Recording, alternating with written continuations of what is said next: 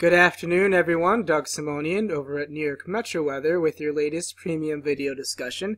This is going to be a mesoscale analysis and a nowcasting analysis of the ongoing severe weather threat and what we can expect over the next few hours, and also just to take a look at what's going on now. We're going to evaluate the instability, the wind shear, and what we can expect from this rapidly developing line of thunderstorms. So this is the latest radar imagery animation valid for, I'm recording this video at about 2 p.m. so this is valid for about then. We can see that there are a lot of clusters, individual cells and clusters of showers and thunderstorms that have formed out ahead of this line, but the main line of activity right now is focused in the northern Mid-Atlantic through southern and central Pennsylvania. And if we actually take a look at this little notch, that's actually where we have a little bit of low-level rotation, and thus, as we speak, a tornado warning. What happens with these lines is you get a very fast jet maximum that pushes that line forward. So when that line gets pushed, we'll actually stop the animation. When you have this jet maximum that pushes this line forward and bows it out, you get a relative maximum of cyclonic rotation over the top of it, because when this jet maximum pushes ahead of everything else, there's little resistance ahead of it. Because when the jet is relatively aligned with when the jet maximum was relatively aligned with all aspects of the jet to the north and to the south, you can't really get rotation because the jet to the north would block any clockwise or any counterclockwise rotation. But when the jet maximum pushes ahead and bows out ahead of the rest of the line, that means the velocities with that jet maximum are going to be faster than the velocities just north and just south of that jet maximum. So you can get enhanced counterclockwise rotation just north of this little notch. And actually this little area is where there is a tornado warning, and this will be moving east-northeastward throughout central PA and into parts of eastern PA as the day goes on. So while we don't expect a particularly high tornado threat, there could be some localized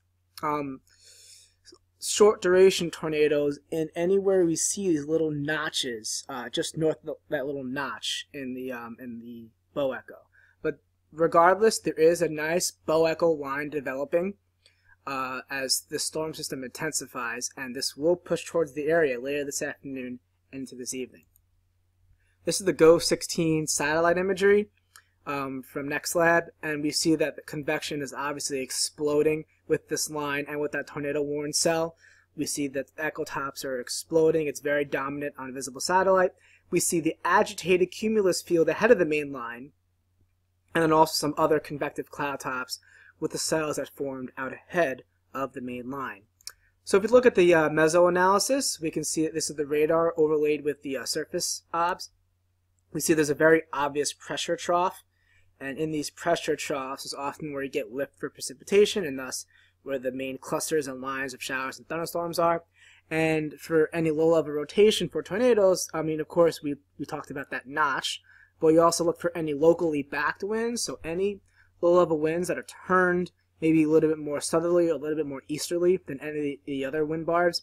So we actually do see that right near that line of storms, there is this little localized backing of winds more due south. See, to the east of it, the winds are more southwesterly, and to the south of it, they're more southwesterly, and to the north of it, more southwesterly.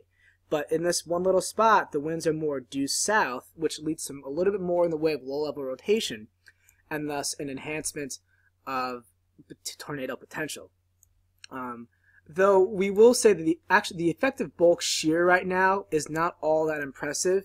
The main shear dynamics are to the north and to the west right now, and that's also why these discrete cells out ahead of the line, there are a couple that became briefly severe, but they were not able to truly organize themselves to become long-lasting severe cells because there just wasn't sufficient wind shear for true rotation. So because of the pure instability, you can get a storm that updraft that really rises and takes off and becomes pulse severe, and just from lift from instability you can drag down some strong winds. But without the wind shear, you're not going to organize those storms to becoming truly severe and intense. So that's why all these clusters of discrete cells ahead of the line were not too severe, because the bulk shear is just not that high. Let's take a look at the low-level shear. First, we'll just go surface to 1 kilometer. See, I mean, it's not that strong, but there are some localized areas, 15 to 20 knots. That is enough for a weak tornado, considering the jet dynamics too, with that Boeing echo and the notch that we talked about earlier. So, although the bulk shear is not that impressive, there is some low-level shear, which could lead to some low-level mesocyclones, which could lead to rotation and a brief weak tornado. Another thing that we look for tornadoes is lift LCL heights, where this is pretty much where the base of the cloud is. And the higher the dew point, usually, the lower the LCL height. So when the cloud base is very close to the ground, you're more likely to get a tornadic circulation. And these LCL heights, 750 meters, 1,000 meters, they're low. These are definitely low enough to support a tornado. Let's look at more general instability parameters. Here's a surface-based cape. Notice the values are very much increasing across the area, anywhere between 2,000 and 3,000 joules per kilogram. This line of storms is actually currently lagging the strongest instability, so as this line of storms moves eastward, we expect these storms to strengthen as they head into a more unstable environment. And also notice all the blue shades. The blue shading is SIN, convective inhibition, and that's all well out to the east. So there's pretty much no convective inhibition across the area, which is why a lot of these discrete cells are able to develop at ahead of the line. Because even with the best forcing with the main line out to the west, without convective inhibition, you can still get some surface-based updrafts develop. By surface-based updraft, we mean daytime heating with the solar insolation heating up the ground, and that ground updraft that rises because as warm air rises, that is what we call surface-based. And anything from that rises into a thunderstorm, that's a surface-based thunderstorm. So we had plenty of those out ahead of the main line because of the strong surface-based instability and no convective inhibition. But as we said before, with the lack of true bulk shear, those storms generally stayed garden variety, though a couple of them were pulse severe, where it became severe upon its peak intensification and then weakened as the lack of wind shear prevented the storm from maintaining itself. So other factors we can look at the lifted index, certainly pretty high across the area and becomes higher as you head further east. And with the main threat with these line of storms later will be wind gusts, and we like to look at downdraft cape as far as these wind gusts are concerned.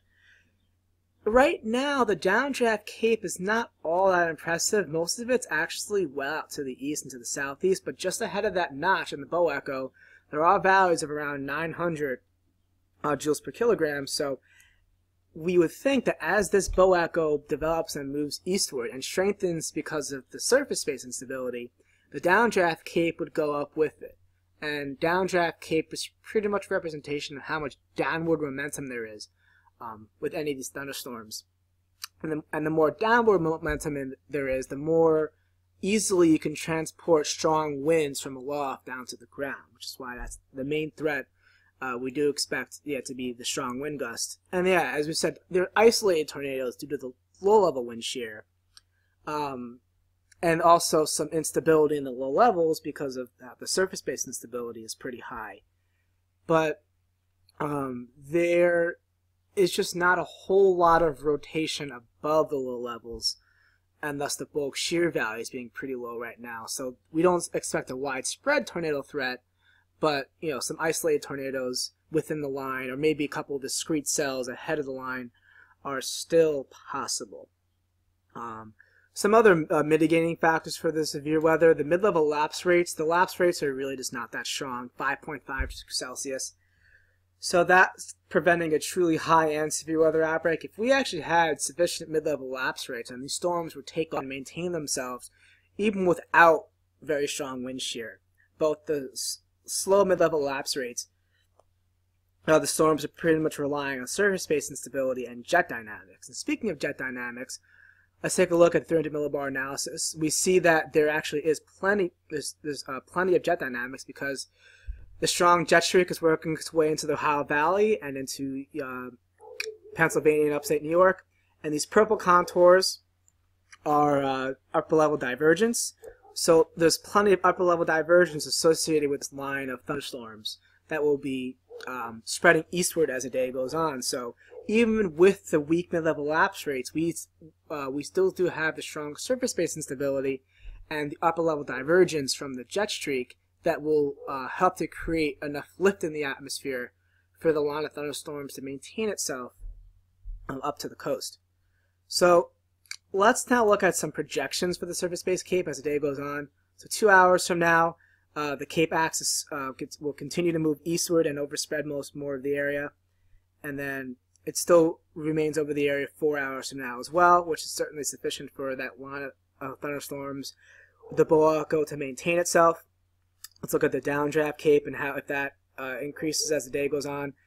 It doesn't increase to ridiculous levels, but it increases to 700 joules per kilogram, which can support some wind gusts around 50, 55 miles per hour with some of these storms. And then it increases actually a little bit further 4 hours from now along the coast. So these are certainly values high enough to support some strong wind gusts, though maybe not high-end severe weather outbreak.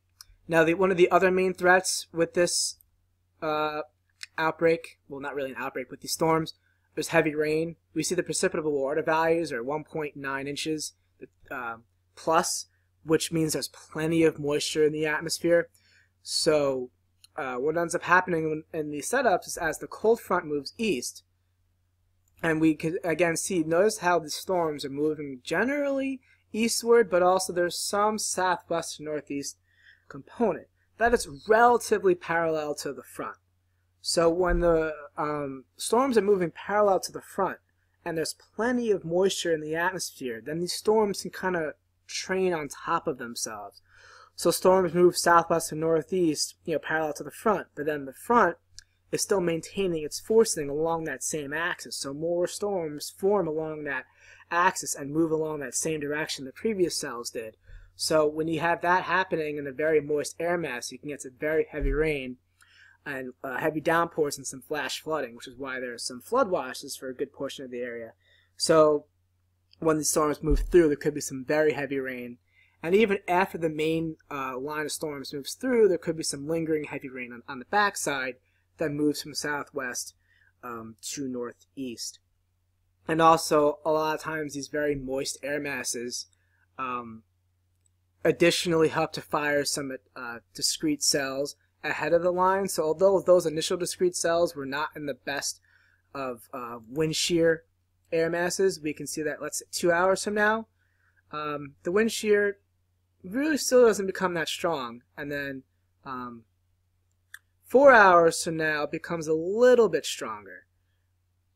Eastern PA and western New Jersey, but still not all that impressive. Maybe this looks like about 30 knots of bulk wind shear, which is decent for storm intensification organization, but not off the charts by any means. But still, the bulk shear right now ahead of the line is only about 20 to 25 knots. So with the bulk shear intensifying a little bit as the day goes on, and with the surface-based instability still high with no sin, and with the forcing from the line approaching, we can still expect some potentially discrete cells to form out ahead of the line in eastern PA and central New Jersey that will move northeastward into northwest New Jersey and into the Hudson Valley.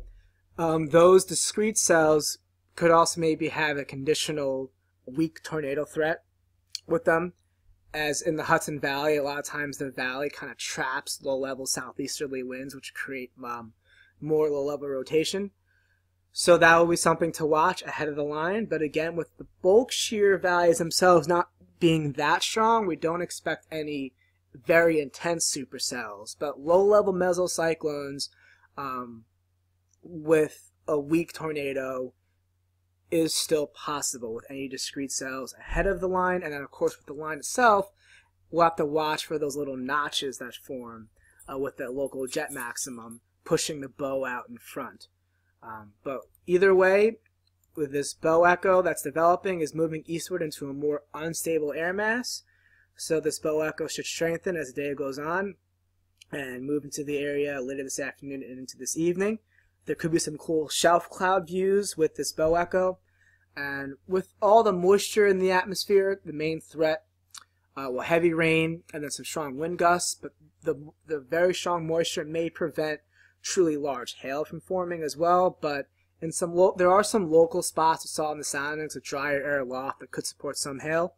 So I have to watch out for that as well. And of course, we talked about a little bit a conditional weak tornado threat as well. So we hope this video covered a lot that you wanted to know about this upcoming severe thunderstorms later this afternoon and into this evening. We will continue to keep you updated for the rest of the day.